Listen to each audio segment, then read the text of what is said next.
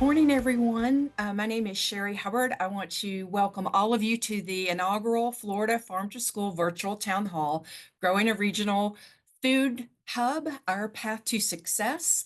I am Chief of Nutrition Education and Outreach for the Division of Food, Nutrition, and Wellness here at the Department of Agriculture and Consumer Services. And I'm joined by my illustrious colleague, Bella Delgado, one of our Farm to School coordinators, focusing on agricultural education. We are beyond thrilled to welcome Jamie Lovett, Director, and Chrystal Baker, Farm to School Coordinator with Alachua County Food and Nutrition Services as today's guest speakers to discuss their Farm to School program and their successes in establishing a regional food hub. So a bit about structure. Please feel free to put questions in the chat. And I wanted to let you know that we do have time for Q&A following the presentation. However, if there are any questions that we do not get to, we will be getting the answers for those and sharing them out after the presentation with everyone who requests them. So with that, again, welcome Jamie and Chrystal. Thank you for being with us today, and take it away. Thank Awesome. you. Thank you. Good morning, everyone. It is an honor to be here today to share with everyone about our Farm to School program. Our Farm to School program brings great happiness to me and joy every day in a stressful job. So I love sharing about it and talking about it and growing our Farm to School program. So thank you to everyone who's signed on today to be here to hear about it and for supporting Farm to School efforts in your communities. I'd also like to express our gratitude from our district to FDAC's team for the opportunity to share about our journey of our Farm to School program. Our journey is rooted in what you'll hear about from me this morning is persistence, community, and innovation. So those are just some of the things that you'll hear about this morning as I share how we got to where we are today. So so how we got started, the obstacles, I'm going to share about how we got started, the obstacles that we encountered, the lessons that we learned, the progress that we've made so far. And we hope that our story will inspire you to perhaps start taking a journey towards expanding farm to school efforts in your community as well. So our story begins in 2010. We had a visionary leader, our former food service director, Miss Eunice, that many people in food nutrition know. She recognized an opportunity to rethink how we sourced our food for our students. And at the time, our produce was coming in from exclusively from the regular distribution methods that most schools use.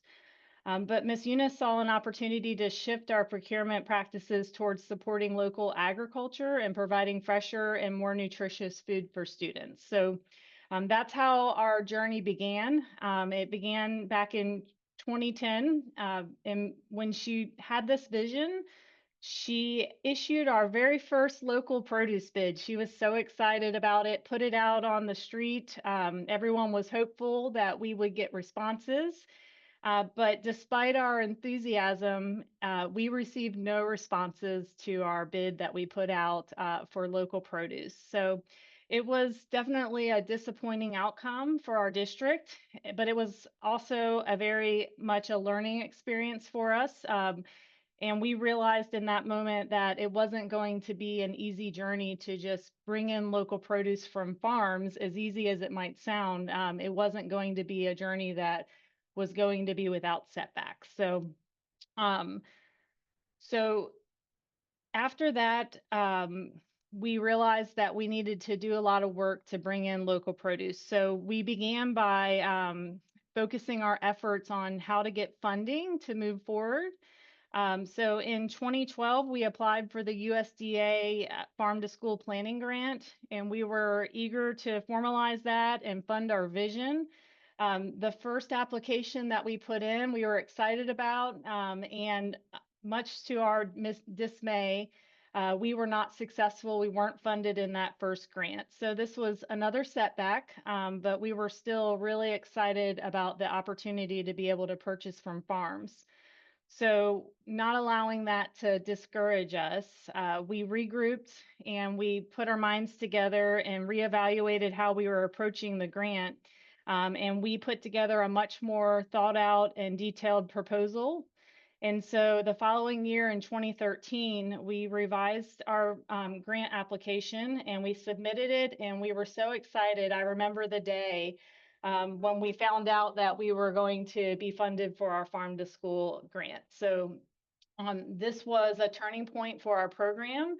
It gave us the funding that we needed to really begin planning the farm to school program that we envisioned. And so at that point, we had the grant. The first thing we did was bring on a local consultant, someone that had deep knowledge in our local agriculture community. And this person that we brought on through the grant funds would later become our first dedicated farm to school coordinator. That role, the farm to school coordinator for our district, was pivotal.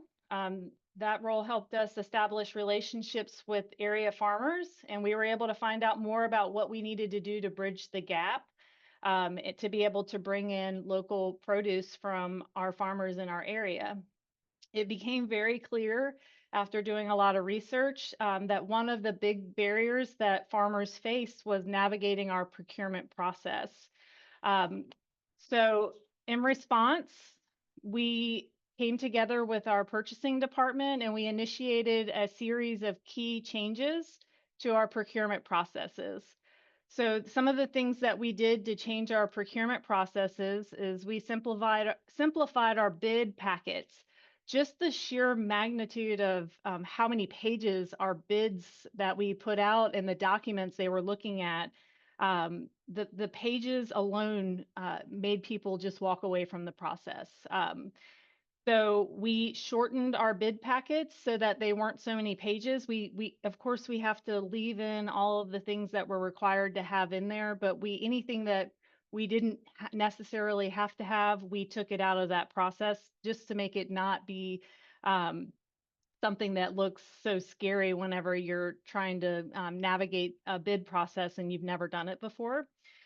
We also decided to begin accepting handwritten submission from farmers, and we also created a one-page guide to help our producers that were responding to the bid with a guide to how to respond, and also giving them contact information to be able to get their questions answered. So these changes that we made a tangible difference and laid the groundwork for building participation within our farming community for our procurement process. So around this time that we were working on planning, we were presented with an unexpected opportunity in our district. So we had a small school in our district that was closed down at that time. And rather than letting it sit unused, our director at the time proposed to our higher ups in our district. They proposed using part of the campus as a central hub for our growing farm to school program. So after a lot of thoughtful planning and getting the backing of our senior leadership, we gained approval and we moved into what is now known as our farm to school hub. So once we had that location, it became our true farm to school hub. And so about that time, we were coming to the end of our planning grant. So we had the funding for a certain period of time for the planning grant, and that funding was coming to an end. And we knew that continuity was going to be important to keep growing our program. So at that time, we decided as a district that we were prioritizing farm to school, and we officially hired the consultant that we had on as our very first program specialist, farm to school coordinator. So bringing on our farm to school coordinator was really important for us to keep moving forward in the direction that we were looking to go. So at that point, we needed to get more funding to keep growing our program. So we began working on the USDA Farm to School Implementation Grant. And we were so excited, and we went ahead and submitted that grant. And you guessed it, we did not get it on the first try. So we had to regroup again. And on our second application attempt, we were awarded the USDA Farm to School Implementation Grant. And we then began also applying for different equipment grants so that we could start scaling up our infrastructure at our farm to school hub.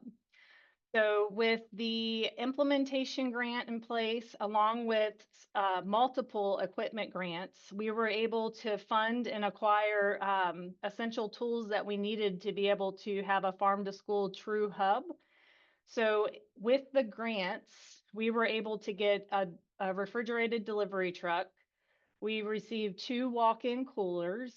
We had a walk-in freezer, a blast chiller, and a produce sink. So all of these resources through grants, we were able to fully turn our vision into a reality. In addition, we partnered with the University of Florida, the UF IFAS program, and they had grant funding that they were willing to pitch in for us to actually hire on an additional 2 full-time staff members and 1 part-time staff member at the time. And at that moment, that was a vital step for us to be able to really grow our program and move forward. So at this point in our story, we had everything that we needed. We had a dedicated site to bring in produce. We had the proper equipment to store it. We had a vehicle, and we had hired a delivery driver, and we had a team on board to support our operations. So um, we put our RFP back out on the street and we gave locality preference, and along with all of the changes that we made in our procurement process, we were at that point successful in bringing on our first farmer that we would begin to receive produce at our hub and sending it out to local schools. So we started very modestly. We were still learning. So we began by serving just a select schools of our highest need schools, elementary schools in our district. But over time, we've worked our way into serving our whole entire district. So we're very proud of that. That every day in our district, most of our produce is coming from local fresh produce vendors that we work with. So our farmers are also in our community able to have a new market by working with schools. Our farm to school coordinator works very hard. She's often out at farms talking to farmers and trying to bridge the gap and bring in more produce for us. So she's often finds herself out working with farmers. So the journey to get to where we are today has not been easy, but every step of the way and every challenge that we've come to, we haven't given up on the dream that we had to bring local produce to our students. So that's how we got to where we are today. So now I'll hand it over to our farm to school coordinator, who's going to give us more information about our current day operations at our hub. Hello, everybody. Can you hear me good? Jamie? Okay, awesome. Well, I'm super excited to be able to do this presentation to not only meet other people that perhaps are already doing a farm to school program that has really good ideas or processes in place that we're maybe not doing that we could add to our program, and then vice versa. So super excited to be able to do that. So what I'm going to do is elaborate on what Jamie has already kind of put in a very, very condensed version. So, and talk about the things that we're doing currently and how did we take those grants and all of that hard work from the very beginning and put it into play currently today. So a little bit about myself. I have been with food service for 17 years. I started as a manager intern in the kitchen. I was in the kitchen for many, many years, and then went to our district office and paid bills and dealt with vendors and all of the things. At home, I have all kinds of livestock and chickens and all the things, and grew up around them. So this was when this position came available, it was almost a no-brainer. And I thought, well, I could either, hopefully I'll love it, but I just might hate it because I'll go home and do the same thing that I'm doing here. So just so you know, since January 6th, I absolutely love it. And I actually told Jamie, I can't believe you pay me to do this. So I'm super excited about telling everybody and also growing it, like I said. So this is our distribution hub, or we're talking about the distribution hub and how that works. To tell you a little bit about the pictures, we do advertise in our kitchens. This is our delivery truck, and our famed delivery person, which was Judy from years past. She was one of the first ones, but I thought it was an adorable picture with our truck, so I put that there. And then our current staff to the right, which is Paul and Daniel, and Paul there with the tomatoes. He's super excited about those tomatoes. I'll talk about that picture on a slide about pitfalls later. So what we have here is we bring in our produce in large scales into our distribution hub, pallets full. Before we do that, kind of backing up a little bit, we cost it out. I'm talking with the farmers, like Jamie said, I'm out visiting with the farmers, seeing what they have available, working with our district chef Kristen, and kind of trying to skirt Jamie a little bit on how much it costs. But we do have a benchmark, as most of us do, and that we try to keep it within. Sometimes for our harvest of the month, we do go a little bit higher. We just kind of make an ebb and flow through that particular week or month of the produce that we serve. So for instance, if I'll talk about strawberries in a little bit, those were higher this year because of situations that we ran into. But because we bring in as a bulk, we allow our managers or we give them the capability of ordering smaller ordering increments. So we may have one school that uses 30 pounds or more in a week, or a school, and then another school would order 8 pounds a week. So this prevents us from getting it from our mainline distributor at 24 pounds. So 24 pounds to that school that's only using 8 is losing that much every single week. And that adds up. So it does reduce food waste across the board. We have the delivery truck that we do that in that Jamie talked about. We have the walk-ins here that was also grant funded. And then this delivery staff. All of the produce that we bring in is fresh from Florida. So we're super lucky in the way that we're centrally located in the state of Florida. And we do have a mecca of farms that are just around us, that just almost at arm's length that we can touch.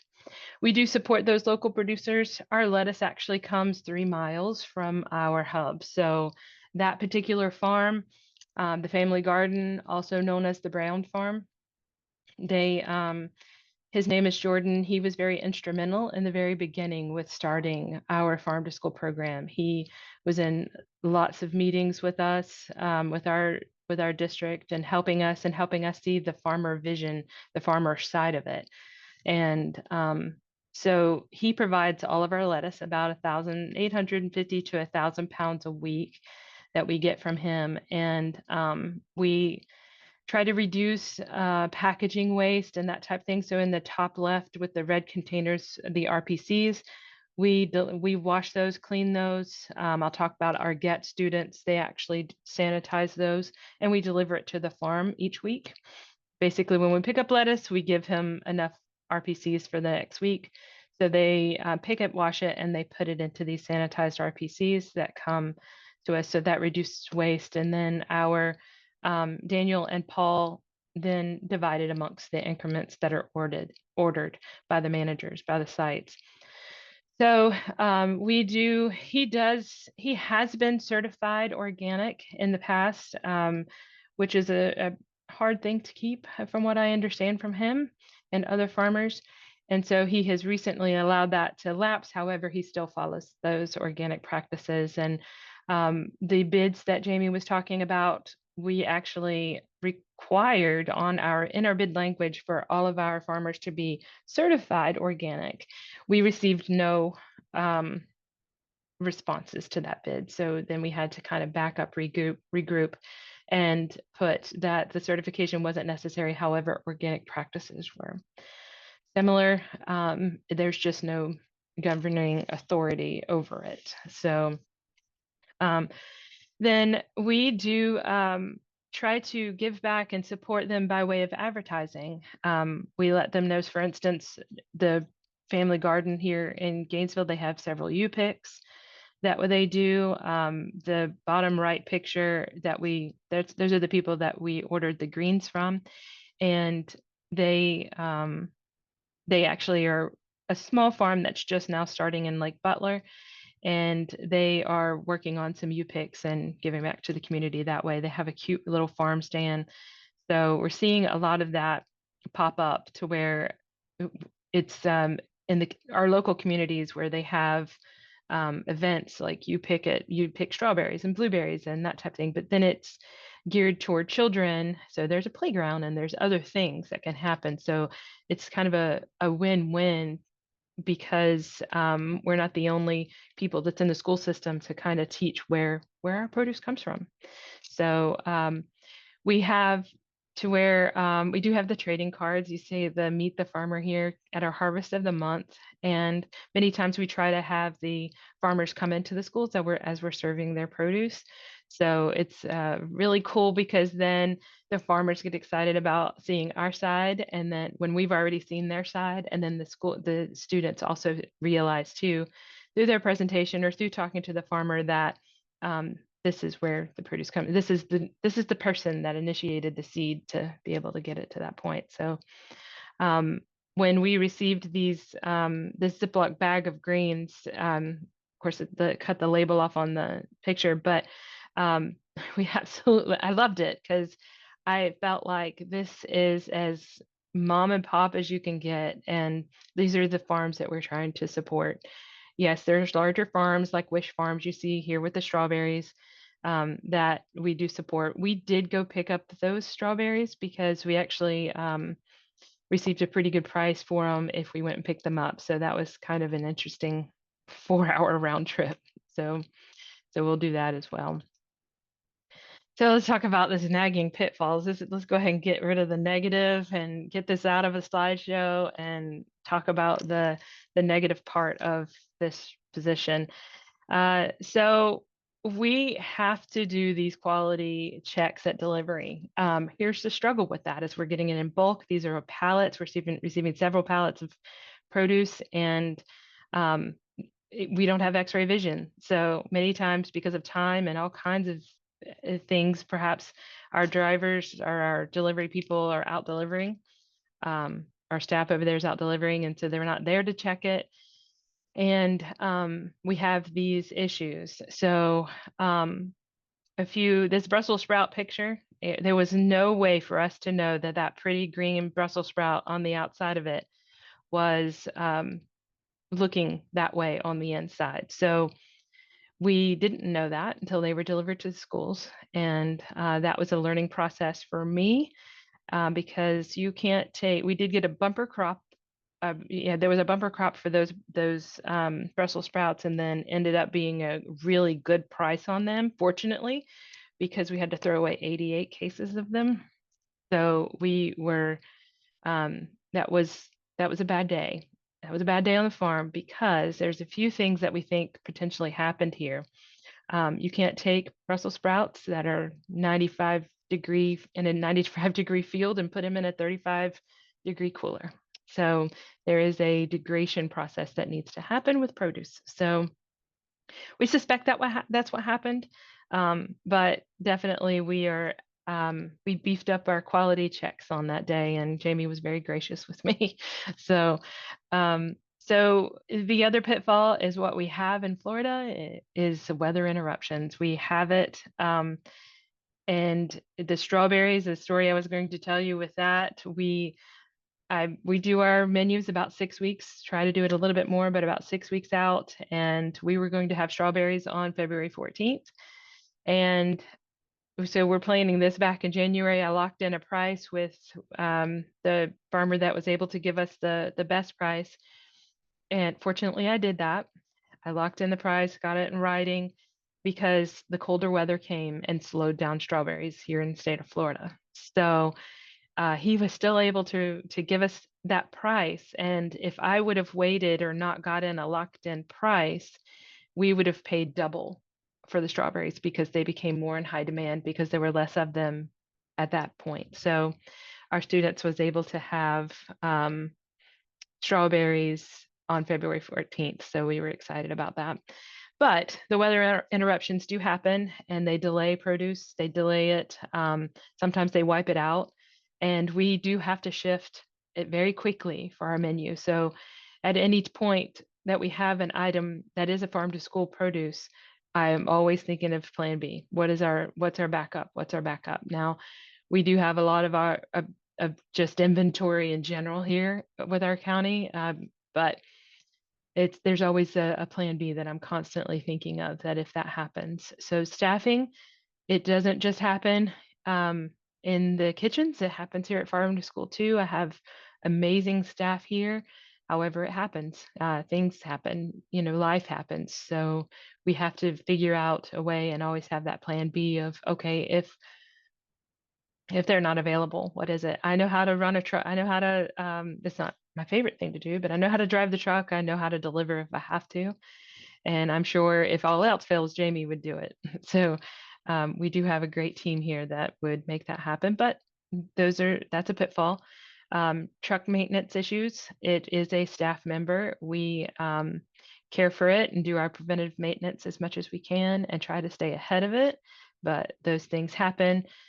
So we do have plan B with our warehouse driver. And what we have done is we structured our delivery days where they don't overlap.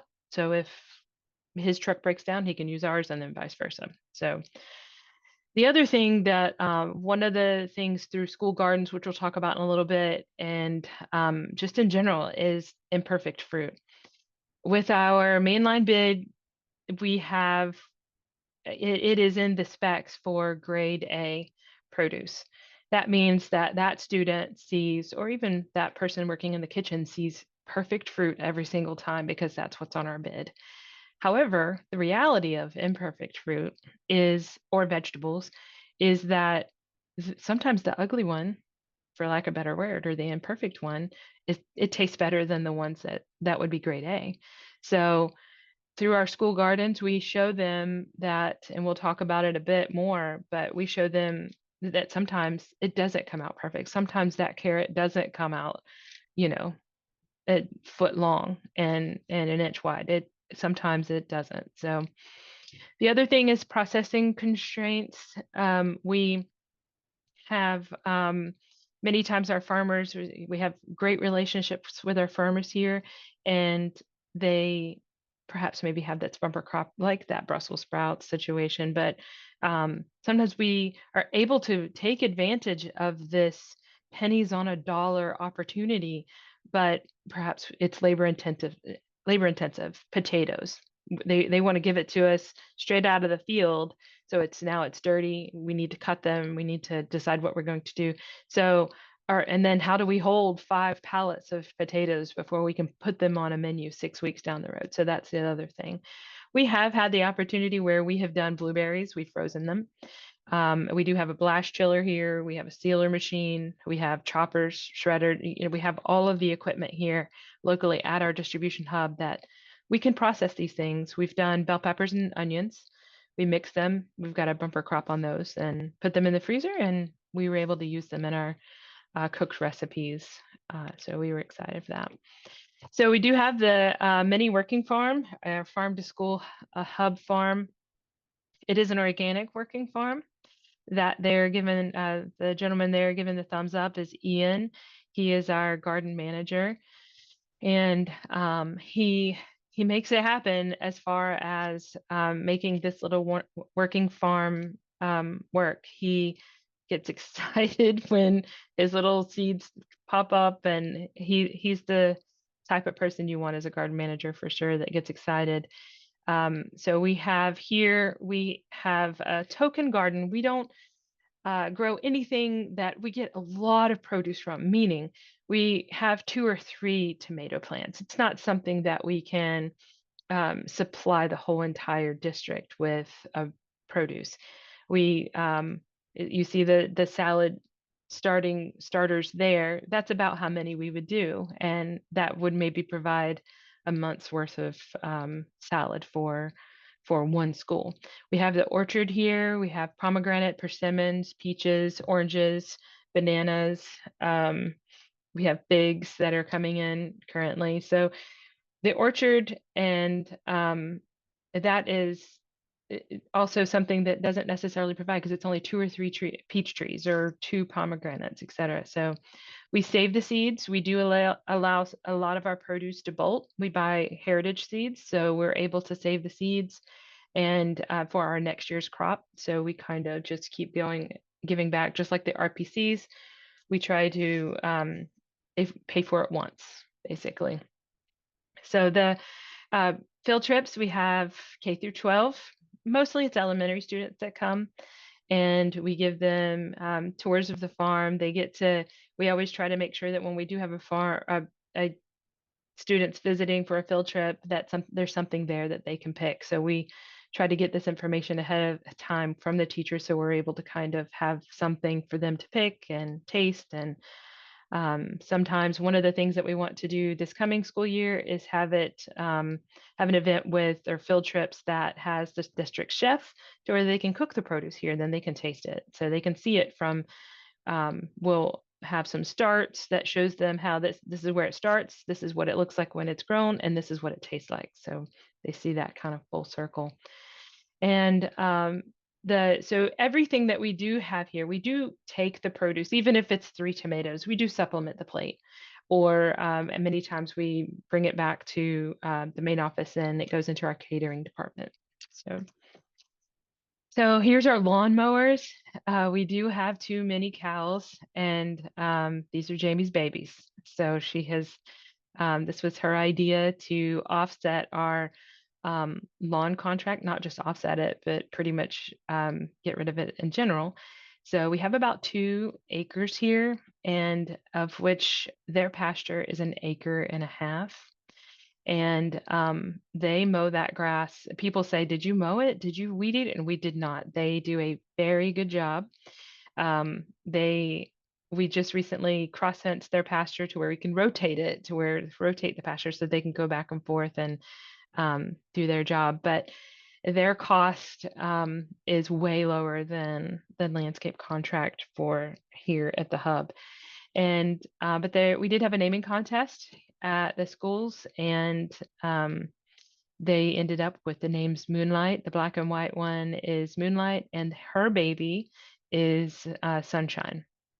So the mama is 5 years old. She's a belted Galloway, and then the baby is a belted red Panda. She just turned 1 year old this past April. So and she's still nursing. I'm ashamed to say we see her do it, and we've almost we thought we'd just let nature take its course, because they came here and they were scared. They did not know how much we wanted to love on them, but they were very scared of us in the very beginning, and they stayed in the tree line for probably 9 months.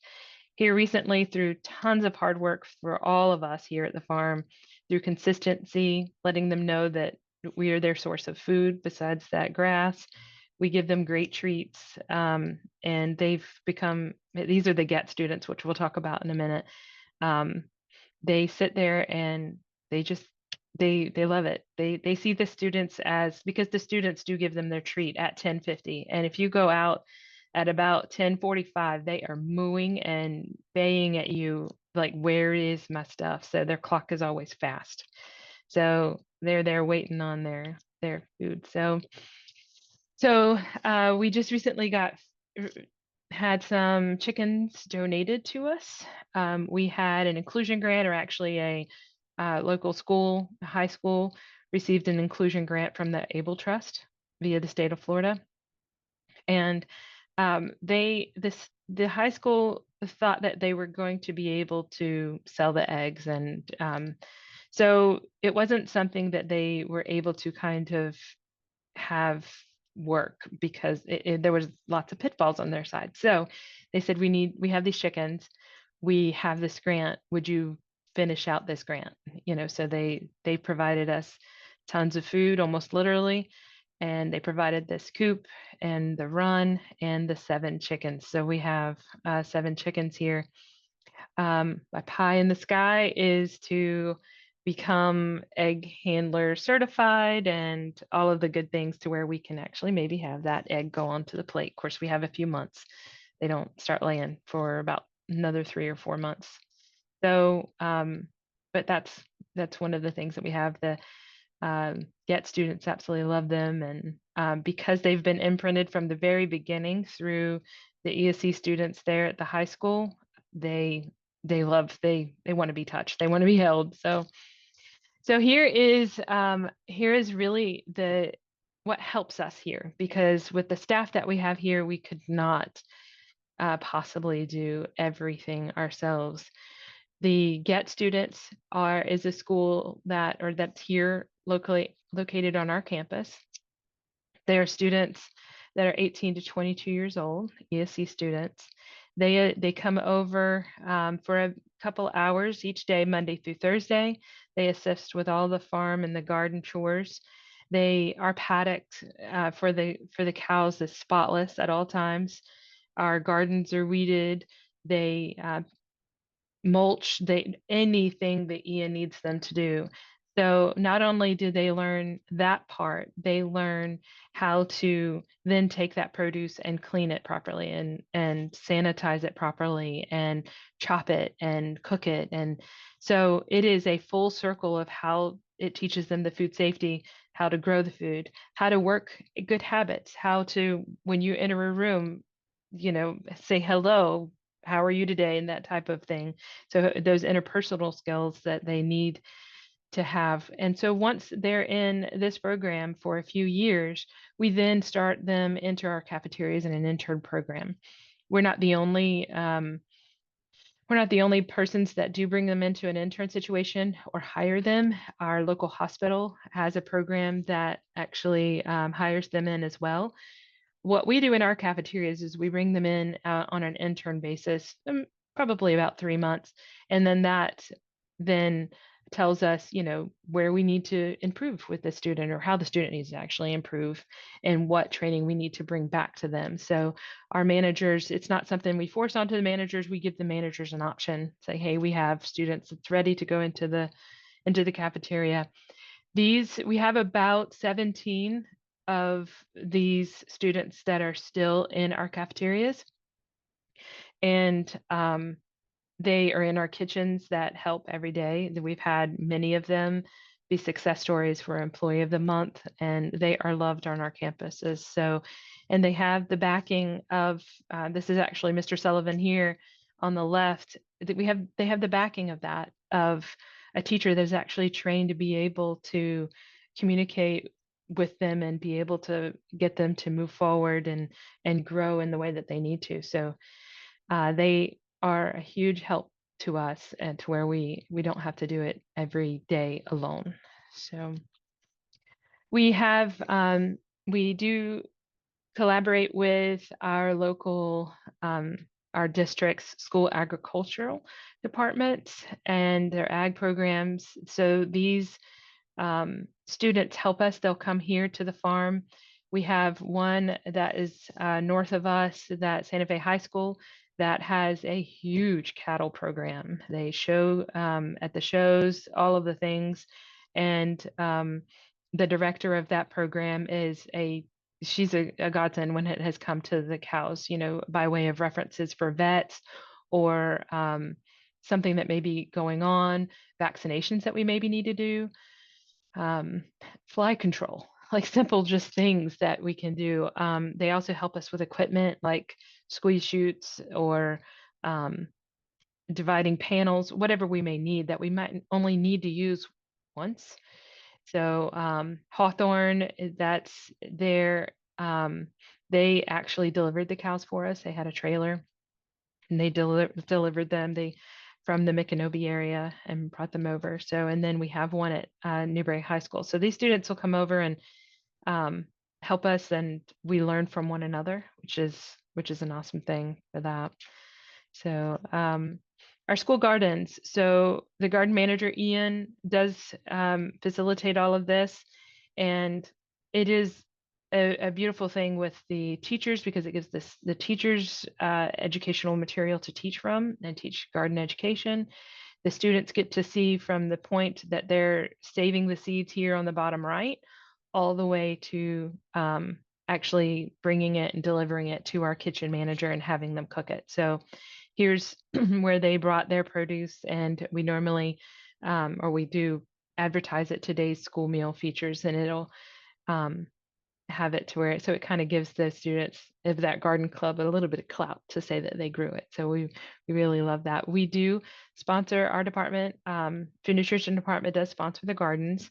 We provide everything that they need, from the beds to the soil to the hay to the starts, and they do grow winter and spring gardens, obviously, because we do have some garden champions, teachers that do take it through the summer. So in the summer, we give them an option. You can come and you can, facilitate this garden all the way through, or we can put a cover crop like buckwheat, or we can cover it with tarps. So we give them, or plastic, we give them that option. And they also seed save too. So like those students are there. So all of our produce from the school gardens and the hub garden and the local farms are developed into recipes by our district chef. Our kale, that's there at the top, it's a kale salad, which was hugely popular. And we're going to actually be serving that in an event this coming Friday at one of our schools. So we have a Custo bar here, and our produce that's grown locally are on the Custo bar, like the tomatoes, cucumbers, bell peppers there. And so we have that, and then the zucchini fries that's there in the middle. And then that's Miss Ines that's there at the bottom. She was cooking the greens, so she was super, super proud of it. So all of it ends up on the plate somewhere, however it needs to be. So community engagement, we actually are, if anyone's interested, we're having a community event on June 5th. It's a spike event, launching our summer program, and it's going to be from 10:30 to 12:30 here at the hub. And but so we have community events that are open to the community, and we invite farmers and vendors and just a gamut of people that comes out, and we have entertainment and yoga and all the things. So we also have, we are lucky to have UF here and Santa Fe College here. So anybody that needs to do some volunteer hours, then they come here, or sometimes we have internships that come out and do that. And then we do farm tours for dietetic students at UF. That's a common one, but all kinds of, we have the Boy Scouts that come out and do their tour. And we are always, of course, we love our volunteers. We have lots of volunteers that come and help us every week. So that was it. That's mine. And I will give it back to you, Bella and Sherry, and see if we have any questions.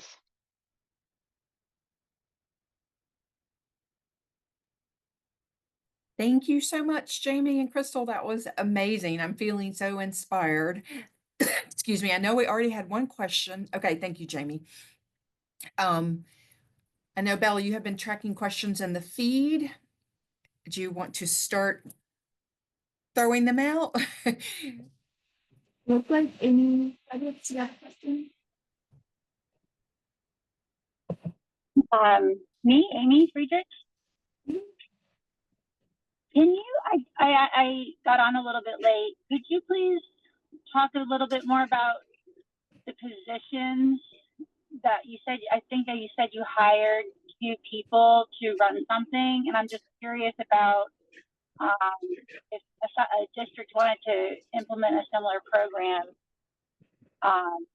what positions they might need to add. I think you said maybe garden manager or, something of the sort. So, Jamie, do you want me to take that, or you got it? sure. Either way, Chrystal. If Okay, you want to I'll talk go ahead about and- it, you can. So currently we have one delivery driver. We do have 2, but one is replacing the other. So right now, so we have a delivery person who receives, packs, and delivers, and then we have a garden manager And then we have myself, the coordinator. So it depends on how extensive you wanted the program. If you wanted a garden like we have, then you would need obviously the garden manager to help. And then if you wanted school gardens, you would need to either have the coordinator coordinate that with all the teachers, or a garden manager. So you could probably do it at minimum with 2. 3 helps. I mean, Yeah, I was going to say, the other thing about having a garden manager is our garden manager is trained to do deliveries as well. He's trained to receive produce, pack produce. So having the garden manager helps us to be able to continue operations if someone's out. that plan B we spoke about. May I ask a follow-up question? Sure. The farm to school model, it has education also as a component, and I'm wondering how you're approaching the education piece and whether or not you're trying to get it into the classroom, and if so, if it's during the school day or after the school day. So our education comes in with, we do it in all different ways. So we have field trips. We do, if we have harvest of the month, we're giving educational material out to the classrooms at that point. Like I said, when we advertise the farms, we're advertising the produce, and then through our school gardens, we have that educational component to where that's going out. So, and then we also have the field trips to where they come here locally to the farm. We have the virtual farms that has been a huge success here recently. If you haven't been a part of it, kind of look that up, or I can send you the link if you send me an email. But it's basically that, a virtual farm. So we had a lot of teachers that perhaps wouldn't have a school garden, a physical school garden with real soil, that is taking up on that opportunity of the virtual farms as well. We also, in addition to that, I'm not sure, Amy, if you were on when we were talking about our GET students, but we have it's called Growing Education Training and Transition Program. It's an ESC program in our district, and our students spend a lot of time on our farm with us. And we teach them all the skills that they need to be able to work around food. We actually previously used to get them ServSafe certified, so now it's always food safe, but we help them to learn how to work in a food service position. And then as Chrystal mentioned earlier, we've hired 17 of them into our cafeterias as full-time employees with benefits as well. So we're teaching our GET students as well, in addition to the education to our district students that are in classrooms.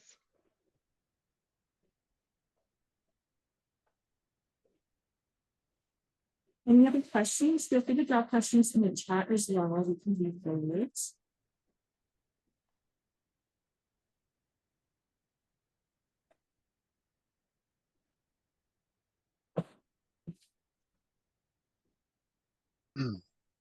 So I have a question. Oh, go ahead. Sorry. Oh, I was just going to ask what the scratch cooking capabilities are of the individual sites. I know you said you have processing at the hub. How does that translate into once the food actually arrives at the individual school sites? We try to reduce, like I was saying, things that are super labor intensive. So we try to do it as much. Either we request a farmer to do it. Some of them have that capability. And then if not, we bring them here. But we are keeping here in Alachua County, now it went away. We always was a big advocate of scratch cooking, and COVID kind of slowed us down a little bit, but we are actually getting back to that within the last year or so. So our managers are already used to that idea of, making tomato soup out of, roasted tomatoes type thing. So we are getting back to that point, but our managers are supportive of our program as a whole, and they want to see it survive because they see they hear me every single month talking to them, so they know that, not the woe of the farmer, but hey, we need to support, this is what we need to do for our local. So they support us as well, and the staffing does, too. So sometimes they know that we're doing our best and trying to limit the amount of labor they would have to put into something. But so we are strategic from the beginning whenever we are getting the Brussels sprouts, for example. When we're doing that recipe, can we roast the Brussels sprouts whole?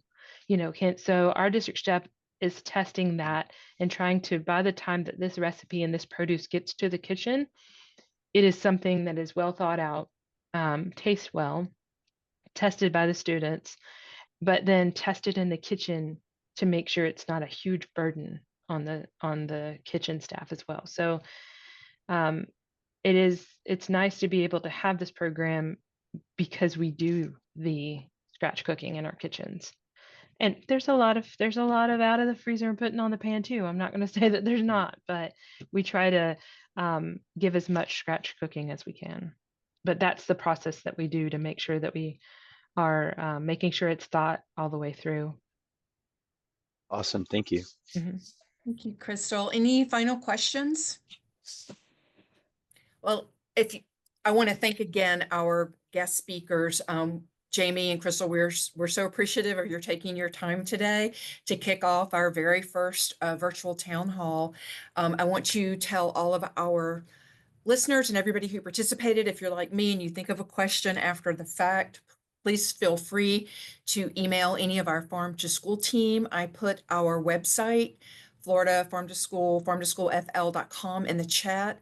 And I also want to encourage you to follow us on social media if you are not already. Many of our new events, training, webinars, workshops, etc., are a part of our new Florida Farm to School Academy, which is currently being implemented into the website. This is part of the Farm to School Academy, which is our education arm. And we are very much looking forward to bringing you a lot more education and resources through the Academy. So please check in the website frequently to check for events and follow us on social media. And don't hesitate to reach out to us. One of the things I wanted to let you know, part of the Academy is our weekly Farm to School Forum, which is time set aside by our 3 Farm to School coordinators. Anybody can call in and engage, ask questions, whatever you want to talk about, in addition to individual office hours with our Farm to School team.